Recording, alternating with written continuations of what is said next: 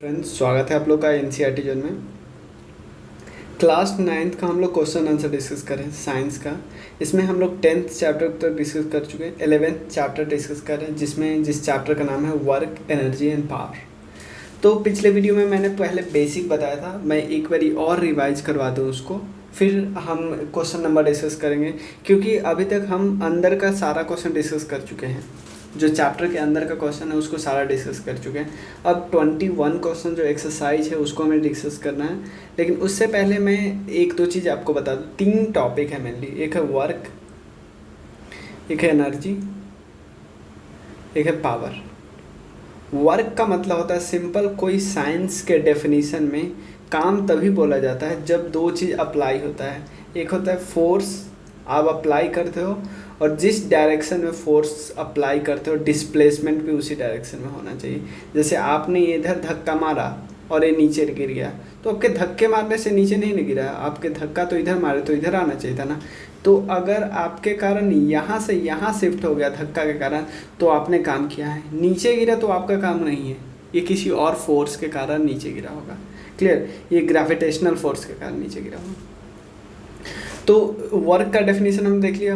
और नेक्स्ट है एनर्जी। क्या होती है एनर्जी? होती है कैपेबिलिटी टू वर्क, कितनी कैपेसिटी है आपको काम करने की।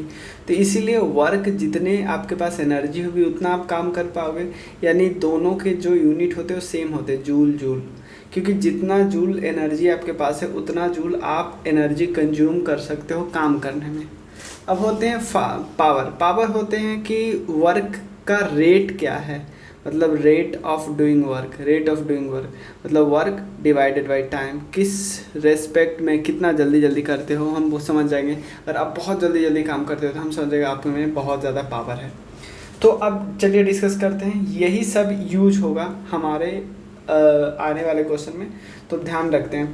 पहला देखते हैं, पहला क्वेश्चन है कि लुक एट द एक्टिविटीज़। आपको ये सारी एक्टिविटीज़ पे ध्यान देना है, क्या क्या काम हो रहा है, और बताने हैं कि कौन इसमें काम हो रहा है, कौन काम नहीं हो रहा है। मतलब इनमें से किस में किनको साइंस के डेफिनेशन में काम बोला जाएगा, किसको साइंस के डेफिनेशन में काम नहीं बोला जाएगा, और आपको रीजन देना है। नॉर्मली जैसे हम यहाँ पे खड़े हैं, हम अपने सर पे कुछ रखे हुए हैं, तो ये काम नहीं है भाई, क्योंकि ये हमने अपने पे कोई इस सब पे कोई डिस्प्लेसमेंट नहीं हुआ है इसका, ये यहीं पे रखे हैं। मतलब फोर्स तो लगा रहे हैं, हमारे सर पे फोर्स लग रहा है, लेकिन कोई डिस्प्लेसमेंट तो हुआ ही नहीं। डिस्प्लेसमेंट जीरो तो काम जीरो। अब देखते हैं, Suma is swimming in a pond. अगर वो पॉन्ड में स्विम कर रही है, ध्यान देना, स्विम कर रही तो अपना फोर्स अप्लाई कर रही है ना, पीछे की तरफ धक्का दे रही है जिसके कारण वो आगे की तरफ जा रही है, फोर्स भी अप्लाई कर रही है, और डिस्प्लेसमेंट भी हो रहा है। क्योंकि स्विम करती रहती, एक ही जगह स्थिर रहती तो काम नहीं होता, लेकिन स्विम करके वो आगे भी जा रही है, इसका मतलब एक काम होगा। मैं डिटेल में बताऊँगा, लेकिन अभी यहाँ तो समझ लेते हैं। कोई डंकी है, is carrying a load on it back. भाई सिंपल, अगर कैरी किया हुआ लोड यहाँ पे अपने सर पीठ पे रखे हुआ है, रुका हुआ है, भाई कोई काम नहीं हुआ, क्योंकि फोर्स तो हो रहा है लेकिन कोई डिस्प्लेसमेंट नहीं हुआ ना, तो इसलिए काम नहीं होगा, काम नहीं होगा। अगर ये चलता रहता तो काम होता। क्लियर? नेक्स्ट है, wind mill is lifting water from the well. भाई नॉर्मल है कि आप बार बार क्या कर रहे हो, यहाँ से पानी निकाल रहे हो, तो यानी देख रहे हो फोर्स भी आप अप्लाई कर रहे हो, डिस्प्लेसमेंट भी। इतना जैसे यहाँ से पानी निकाले, डिस्प्लेसमेंट हुआ ना, डिस्प्लेसमेंट हुआ ना। तो नीचे से आप ऊपर ले गए तो डिस्प्लेसमेंट हुआ, फोर्स भी अप्लाई किया, यानी यहाँ काम हो रहा है। तो आप बोलोगे भैया यहाँ पे फिर डंकी क्यों नहीं काम किया?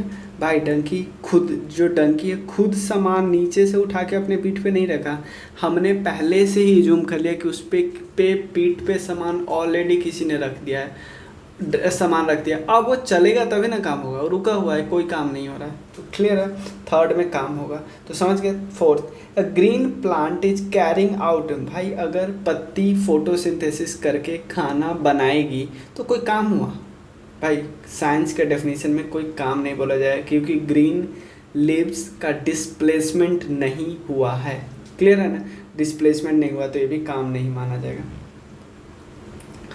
उसके बाद engine is pulling a train. Obviously engine force apply कर रहा है, फोर्स अप्लाई कर रहा है, चाहे फोर्स कहीं से बन रहा है भाई, इलेक्ट्रिसिटी से फोर्स बन रहा है और वो फोर्स अप्लाई कर रहा है। इलेक्ट्रिसिटी से मान लो एनर्जी आती है, उसी एनर्जी के कारण वो काम कर रहा है। यही तो होता है भाई, जितनी एनर्जी रहेगी उतनी काम करेगी। तो इलेक्ट्रिसिटी के कारण जितनी एनर्जी बनेगी उतना ज़्यादा काम करेगा। तो इंजन क्या करेगा, ट्रेन को अगर खींच रहा है इसका मतलब काम कर रहा है ना, और डिस्प्लेसमेंट हुआ मतलब देखो, अगर इंजन ट्राई करता और नहीं खींच पाता तो हम इसको काम नहीं बोलते, लेकिन वो खींच रहा है ना तो काम होगा। Food grain are getting dried in the sun. भाई अपने छत पे कुछ अनाज वनाज रख दिया, सन के कारण से सूख गया, भाई कुछ हुआ इससे, इसका डिस्प्लेसमेंट नहीं हुआ। डिस्प्लेसमेंट नहीं हुआ तो काम कहाँ, zero. A sail boat is moving due to wind energy. Obviously sail boat जो है, सेल यहाँ पे यहाँ से यहाँ चले गया, किसके कारण, विंड एनर्जी के कारण। कोई ना कोई फोर्स अप्लाई कर रहा है, विंड के कारण फोर्स लग रहा है और डिस्प्लेसमेंट भी हो गया, तो यानी ये भी काम होगा। और इस सब को डिटेल में दिया हुआ है नेक्स्ट स्लाइड में, लेकिन हमने बता दिया कि कैसे कैसे हो रहा है। देखो सबसे पहले हम दो चीज़ तो हमेशा ध्यान में रखते हैं, और ये मैं पहले वीडियो से ही बता रहा हूँ कि काम तभी होगा जब फोर्स अप्लाई होगा। जैसे मैं बोला हूँ, क्या बोलोगे भैया मैं कब काम करूँगा, मेरे मतलब कोई मुझे कब फील होगा कि मैंने काम किया। भाई आपने कोई फोर्स अप्लाई किया और आपके फोर्स के अप्लाई करने के कारण डिस्प्लेसमेंट हुआ। जैसे मान लो आपने इस ब्लॉक पे आपने फोर्स लगाया, कोई और ने फोर्स लगाया, तो उसका काम हो गया, आपका नहीं। अगर आपने फोर्स लगाया और इसका डिस्प्लेसमेंट यहाँ से यहाँ आ गया, इसका मतलब आपने काम किया, मान लिया हमने काम किया। क्लियर? तो ये है, ये सारा क्वेश्चन का एक्सप्लेनेशन है जो कि मैं ऑलरेडी बता चुका हूँ। क्लियर है? नेक्स्ट क्वेश्चन है, ध्यान से क्वेश्चन देखते हैं। An object thrown at a certain angle to the ground moves in a curved path and fall back to the ground। भाई आपने यहाँ से बॉल को फेंका, यहाँ से फिर से ज़मीन पे आ गया। क्लियर? अब देखते हैं। The initial and final point of the path of object lies on the same horizontal line. Obviously यहाँ मान लिया। What was the work done by the force of gravity on what was the work done by the force of gravity on an object? भाई देखो, force, gravity का force कब apply होता है, gravity का फोर्स कब अप्लाई होता है, जब आप ऊपर या नीचे जा रहे हो। लेकिन यहाँ पे वैसे नहीं हो रहा है ना। यहाँ पे देखो क्या हो रहा है, कि यहाँ पे देखो क्या हो रहा है कि work done by the force of gravity on a object depend only on the vertical displacement. लेकिन इसका वर्टिकल डिस्प्लेसमेंट नहीं हुआ भाई। डिस्प्लेसमेंट कब होता है, जब इनिशियल और फाइनल अलग अलग होता है। लेकिन ये देखो डिस्प्लेसमेंट हुआ है इसका। अगर मान लो हम ऐसे मान लेते हैं कि डिस्प्लेसमेंट का मतलब क्या होता है, इनिशियल एक पॉइंट होता है, एक फाइनल पॉइंट होता है। क्लियर? तो डिस्प्लेसमेंट का एक्चुअली डेफिनेशन क्या होता है, final point minus initial point. हाँ चलो, अगर मान लो इसी को हम यहाँ पे डिस्कस करते हैं। यहाँ से आपने बॉल फेंका, यहाँ पे आ गया, तो डिस्प्लेसमेंट अगर हॉरिजॉन्टल डायरेक्शन में तो चलो कुछ होता है, कुछ होगा, क्योंकि यह इनिशियल पॉइंट, यह फाइनल पॉइंट। अगर ये बॉल यहाँ से गिर के थोड़ा और नीचे आ जाता ना, तब डिस्प्लेसमेंट होता। तब डिस्प्लेसमेंट हम इसको बोल देते कि ये चलो फाइनल पॉइंट और यह इनिशियल पॉइंट, यहाँ थोड़ा डिस्प्लेसमेंट होता, तब हम बोल देते कि ग्रेविटेशनल फोर्स तभी अप्लाई होगा ना जब वर्टिकल डिस्प्लेसमेंट हुआ। यहाँ पे वर्टिकल डिस्प्लेसमेंट कुछ हुआ ही नहीं, हॉरिजॉन्टल हुआ। ग्रेविटेशनल फोर्स को हॉरिजॉन्टल से कोई लेना देना नहीं है। क्लियर ना?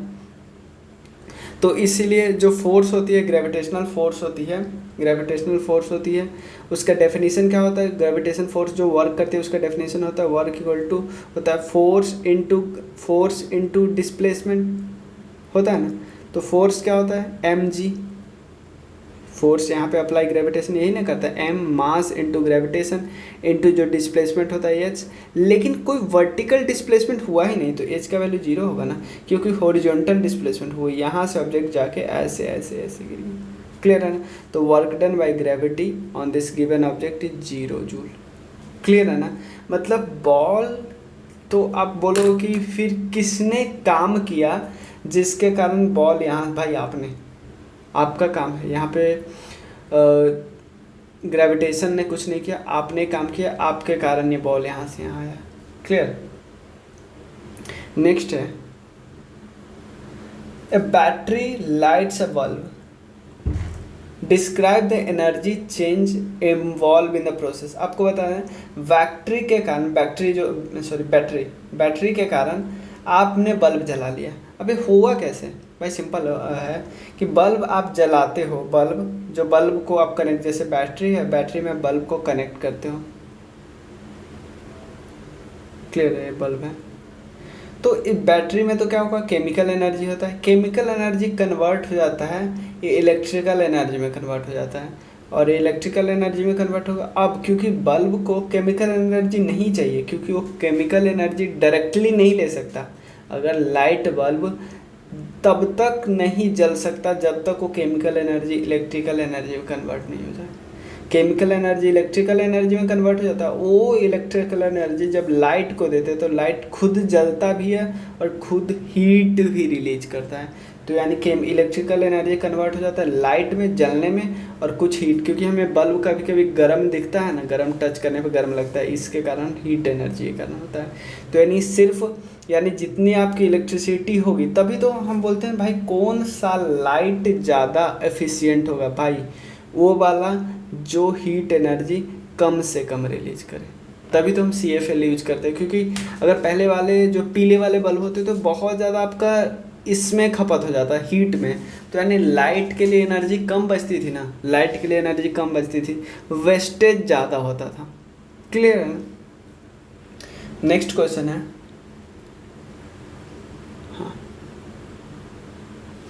certain force acting on 20 kg mass changes its velocity from 5 meter per second to 2 meter per second. Describe the work done by the force. Simple है, देखो हाँ, दो चीज़ निकालना है। सबसे पहले हम निकाल लेते हैं इसमें सबसे पहले निकाल लेते हैं इसमें, देखो वर्क डन हमें निकालना है ना। वर्क डन का मतलब सिंपल होता है फोर्स इनटू डिस्प्लेसमेंट, लेकिन यहाँ पे वर्क डन का मतलब एक और भी तो होता है भाई,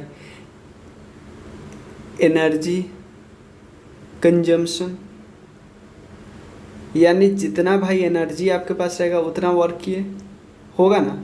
तो इसका मतलब सिंपल है कि एक चीज़ कि चेंज इन एनर्जी को भी हम वर्क बोल सकते हैं। कि भाई मान लो यहाँ पे आपके पास एनर्जी थी 10 जूल, आपका एनर्जी अब हो गया 12 जूल। इसका मतलब आपने काम नहीं किया है, क्योंकि काम करते तो आपका एनर्जी क्या होना था, कंज्यूम होता, बढ़ता नहीं। यानी आपने आप पे कोई काम किया है, ध्यान देना, आप पे कोई काम किया है। तो सिंपल है, डिस्कस करते हैं इसको। तो यानी हम इसको ऐसे भी समझ सकते हैं कि इसीलिए मैं उस समय से आपको बता रहा था कि वर्क को आप ऐसे भी ध्यान दीजिए कि एनर्जी जितना कंज्यूम होगा उतना ही तो वर्क होगा ना। सिंपल है, देखो अब देखते हैं क्या करते हैं।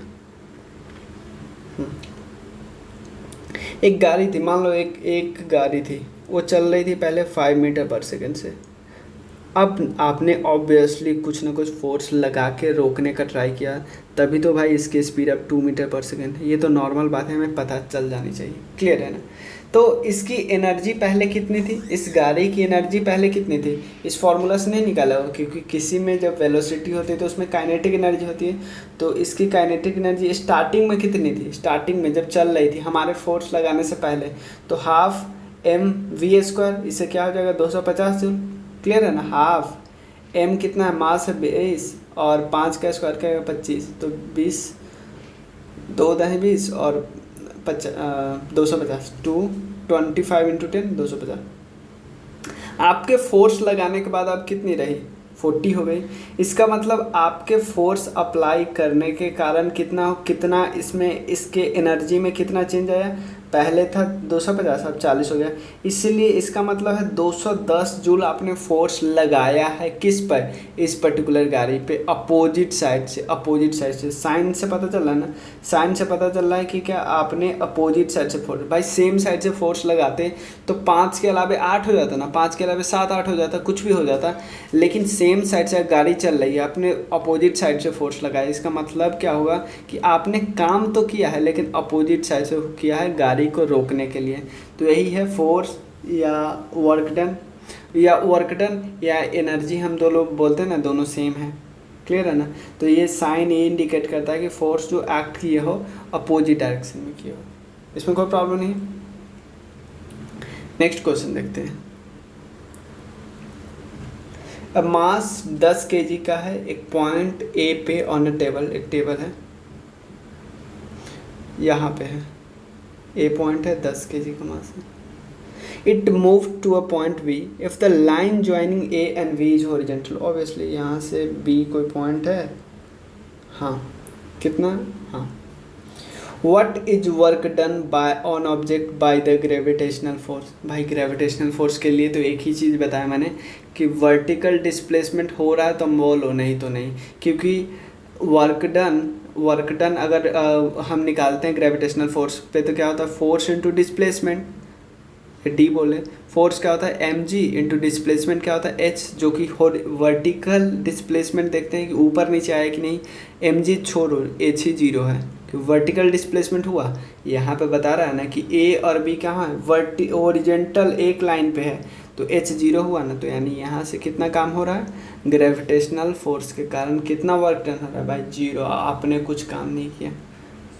कोई प्रॉब्लम नहीं ना, बहुत आसान है, बस क्वेश्चन रीड कर रहे हैं और थोड़ा सोचना है, 1 सेकेंड। क्लियर, हाँ। The potential energy of a freely falling object decreases progressively, does its violate the law of conservation of energy. देखो law of conservation of energy क्या बोलता है कि एनर्जी हमेशा कंजर्व रहती है, न डिक्रीज होती है न इंक्रीज होती है, उतना का उतना रहती है। तो एक ऑब्जेक्ट है जिसको आपने मान लो छत से फेंक रहे हो, यहाँ से फेंक रहे हो, तो अभी तो इसका पोटेंशियल एनर्जी जब आपके हाथ से जस्ट छूटा है तो इसका पोटेंशियल एनर्जी कितना होगा, पोटेंशियल एनर्जी का फॉर्मूला होता है mgh। तो mg तो इस मास, ग्रेविटेशन तो कांस्टेंट ही है, मास मान लो, ग्रेविटेशन कांस्टेंट है 10 और h, यानी h जितना ज़्यादा होगा पोटेंशियल एनर्जी उतनी ज़्यादा होगी। लेकिन भाई ये नीचे आ रहा है तो इसकी पोटेंशियल एनर्जी कितनी हो रही है, डिक्रीज हो रही है ना, क्योंकि h डिक्रीज हो रहा है। h पहले 10 किलोमीटर था, फिर 5, फिर 4, 3, 2, 1, टकराने के बाद सीधा क्या होगा, 0 हो जाएगा। तो आप बोलोगे कि फिर क्या हुआ, यहाँ तो एनर्जी कंजर्वेशन का वायलेशन हो रहा है। नहीं भाई, पोटेंशियल एनर्जी डिक्रीज हो रहा है लेकिन काइनेटिक एनर्जी क्या हो रहा है, इंक्रीज हो रहा है, क्योंकि नीचे से जितना ऊपर से जितना नीचे आते जाते हैं। देखो काइनेटिक एनर्जी का फॉर्मूला कितना होता है, हाफ एम वी स्क्वायर, तो एम तो कांस्टेंट है, हाफ भी कांस्टेंट है। क्या होता है, ऊपर से नीचे आते रहते हैं तो वेलोसिटी इंक्रीज होता रहता है, क्योंकि एक्सेलरेशन क्या होती है हमेशा रेट से बढ़ती रहती है, तो इसलिए वेलोसिटी हमेशा नीचे से ऊपर आते हैं इंक्रीज होता जाता है। तो यानी एक चीज़ हम बोल सकते हैं, पोटेंशियल एनर्जी डिक्रीज होता है और काइनेटिक एनर्जी इंक्रीज होता है। कहाँ तक, टप्पा खाने से जस्ट पहले, यही है, यही सब कुछ लिखा हुआ है, आप पढ़ सकते हो। नेक्स्ट क्वेश्चन है, what are the various energy transformation that occurs when are riding a bicycle. Bicycle को आप चलाते हो तो क्या होता है, 2 चीज़ होता है सिंपल, आपके मस्कुलर एनर्जी से यूज होके काइनेटिक एनर्जी यूज होता है, और हीट एनर्जी यानी आपके बॉडी से पसीना निकलता है ना, ये हीट एनर्जी होता है। आपका सारा एनर्जी सिर्फ ऐसा नहीं कि बाईसाइकिल पे ही लगता है, आपके मस्कुलर एनर्जी का कुछ पार्ट इवापोरेट भी होता है, बाहर भी जाता है, जिसका आप देखते हो पसीना निकलने लगता है। तो when a riding a bicycle the muscular energy of a rider get transform into heat energy and kinetic energy. क्योंकि बाईसाइकिल आपका कितना हो रहा है, हाफ mv² से चलने लगा। हीट एनर्जी जो होती है इससे क्या होता है, हमारा बॉडी हीट होने लगता है। काइनेटिक एनर्जी क्या करती है, बाईसाइकिल को वेलोसिटी प्रोवाइड करती है और ट्रांसफॉर्मेशन ऐसे दिखता है। हमें पता चल गया। अब नेक्स्ट है, अब यहाँ पे थोड़ा ये सही क्वेश्चन है। Does the transfer of energy takes place when you push a huge rock with all your might and fail to move it, where is the energy you spend going. भाई आप एक पत्थर को धक्का दे रहे हो लेकिन आपसे खिसका नहीं, तो क्या आपका एनर्जी, आपके मस्कुलर एनर्जी ट्रांसफॉर्म हो गया यहाँ पे? नहीं भाई, ट्रांसफॉर्म हुआ रहता तो हिलता, नहीं ट्रांसफॉर्म हुआ, यहाँ से मेरा एनर्जी इस पर ट्रांसफॉर्म नहीं हुआ, तो मेरा एनर्जी गया कहाँ भाई? आपका एनर्जी हीट एनर्जी में ट्रांसफॉर्म हो गया, आपके बॉडी से जो हीट निकला उसमें ट्रांसफॉर्म हो गया, आपसे हिला ही नहीं, यही लिखा हुआ है। When we push a huge rock, there is no transfer of muscular energy to the stationary rock. There is no loss of energy because muscular energy is transformed into heat energy. क्योंकि आपको पता है अगर normally simple loss हो जाएगा energy का तो ये तो लॉ ऑफ कंजर्वेशन के खिलाफ हो जाएगा ना, क्योंकि लॉ एनर्जी कभी कमता या बढ़ता नहीं है, हमेशा कंजर्व रहता है, उतना का उतना रहता है। क्लियर? हाँ, ये वाला देखो, ये वाला थोड़ा सही क्वेश्चन है। ये मैं इसलिए बता रहा हूँ क्योंकि अब यूनिट का खेल है। एक कोई हाउस होल्ड है जो कंज्यूम करता है 250 unit of energy during a month. 250 unit बोलता है ना कि हम 250 यूनिट मेरा आया है इतना, तो कितना एनर्जी वो जूल में कितना खर्चा कर रहे हैं। तो ये एक चीज़ पे ध्यान रखना, जो भी यूनिट आप खर्चा करते हो ना वो होता है किलो वॉट आर के इक्वल, किलो वॉट आर के इक्वल, किलो वॉट आर के इक्वल, ये ध्यान रखना है। तो 1 unit equal to 1 kilo watt hour. तो यहाँ से ध्यान रखना है कि 1 किलो वाट आर इक्वल टू होता है 3.6 इंटू 10⁶ जूल। भाई ये आपको याद ही रखना है, 1 किलो वाट इक्वल टू होता है इतना जूल, 3.6 इंटू 10⁶ जूल होता है। तो इसलिए 250 यूनिट कितना होगा, मल्टीप्लाई कर दो 250 इंटू इतना जूल। क्लियर? कोई प्रॉब्लम नहीं। नेक्स्ट क्वेश्चन है,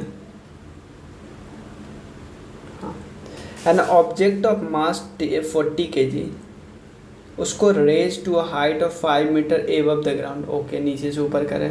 what its potential energy if the object is allowed to fall, find the kinetic energy when it half down।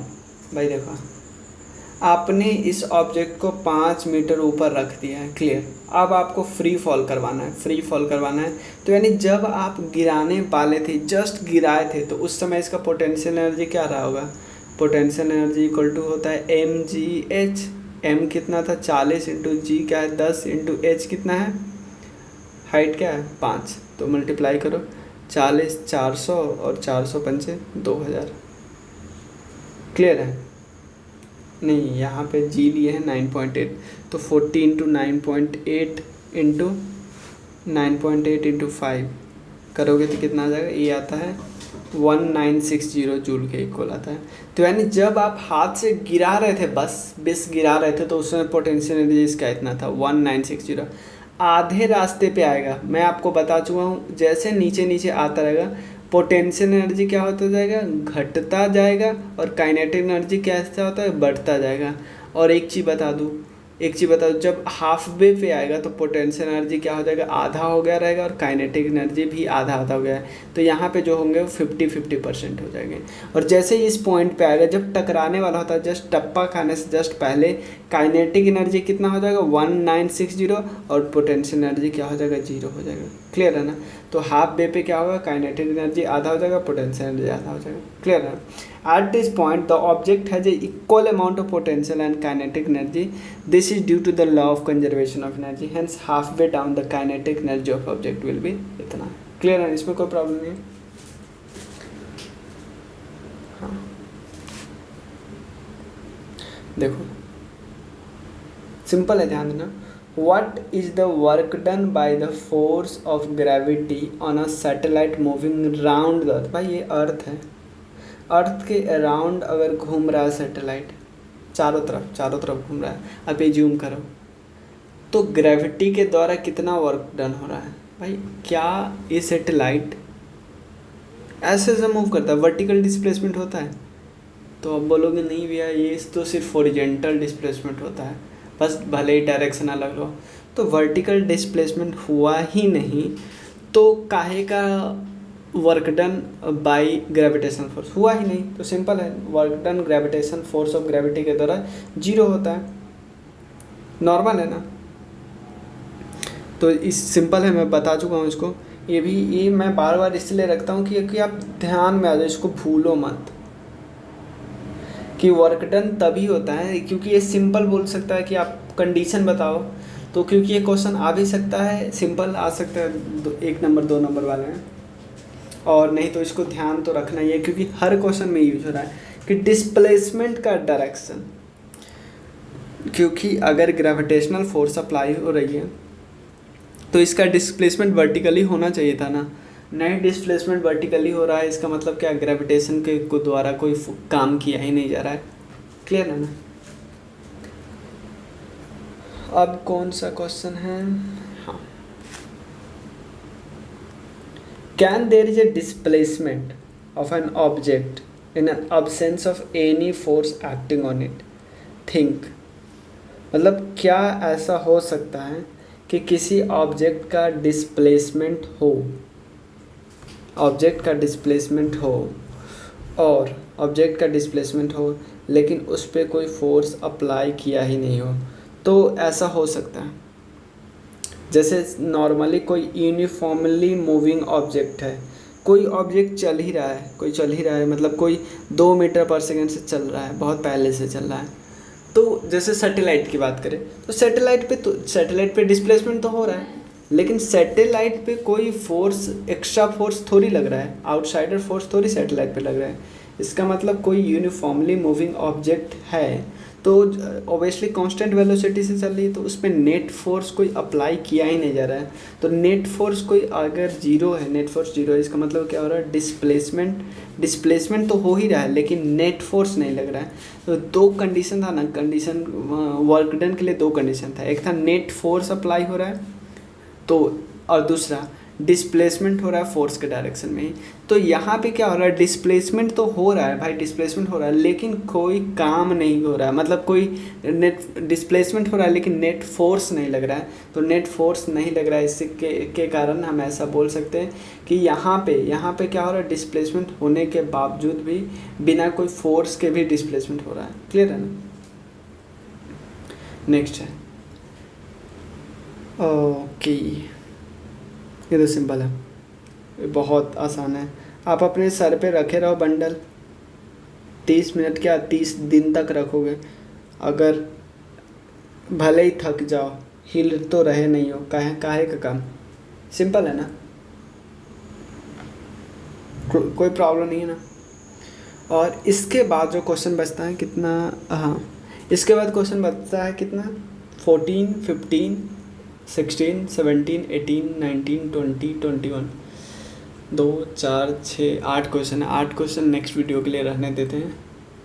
Okay चलिए, थैंक यू सो मच। आप बताइए कि अब आपको कौन सा चैप्टर चाहिए। वैसे हम लोग रेगुलर ही चल रहे हैं और 11 चैप्टर हो गया, उसके बाद कितना चैप्टर बचा है? 5 चैप्टर और बचा है, 4 चैप्टर और बचा है, तो हमारा भारत ख़त्म ही हो जाएगा। तो फिर इसके बाद मैं ट्राई करूँगा कि चैप्टर डिस्कस करने का, क्योंकि क्वेश्चन आंसर तो हो ही गया, तो चैप्टर डिस्कस करने का, तो दोनों चीज़ हो जाएगा आपको हैंड इन हैंड, तो आपको ज़्यादा फ़ायदा रहेगा। तो आप बताओ क्या हम शुरू करें, और जो भी बताओ। चलो थैंक यू।